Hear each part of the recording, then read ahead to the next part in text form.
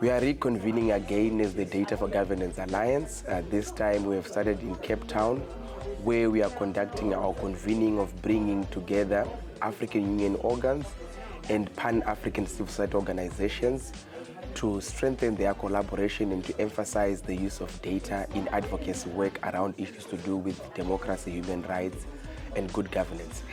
We are channeling African voices for African policy through policy briefs, research papers, an online platform, training, webinars, press releases, as well as these regional convening engagements. This year, our convening is going to take a thematic approach.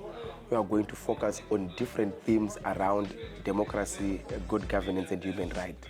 These include elections, child welfare, and constitutional changes of government. I've been invited to speak on unconstitutional changes of government and elections and the role and activity that the Pan-African Parliament has been playing towards eliminating such forms of issues. In my view, power lies in political parties. That's how I view it. Political parties play a very central role in governance.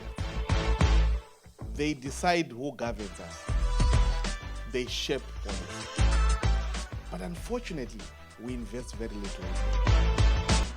Today's convening has given the opportunity to highlight some of the areas that we've been working with civil society organizations, particularly starting with some of the concerns in terms of democracy and elections governance, as has been raised by some civil society organizations. We are going to have a fruitful discussion during this entire week and expect our civil society organizations to deliberate and produce a joint advocacy strategy with the AU organs on what they're going to do in trying to advocate for a change in all these different thematic areas that we've discussed.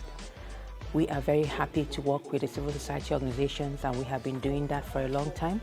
And we have tried to mainstream their voices in the decision-making processes within the Pan-African Parliament. And we will continue to work, and this opportunity has been given to us to see the kind of support that can be given to us by the Data for Governance in terms of giving us the correct data to make those decisions.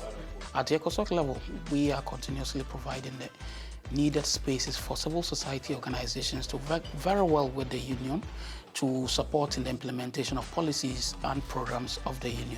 And that is why we are introducing the African Union-wide Harmonized Accreditation Framework that will give civil society organizations observer status and consultative statuses to engage at the highest level.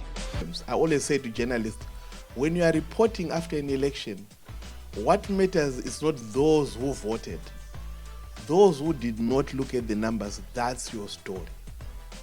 Unfortunately, our journalists are not covering that. We are excited that today we had our official opening, which has set the tone for what we're going to be discussing during the entire week.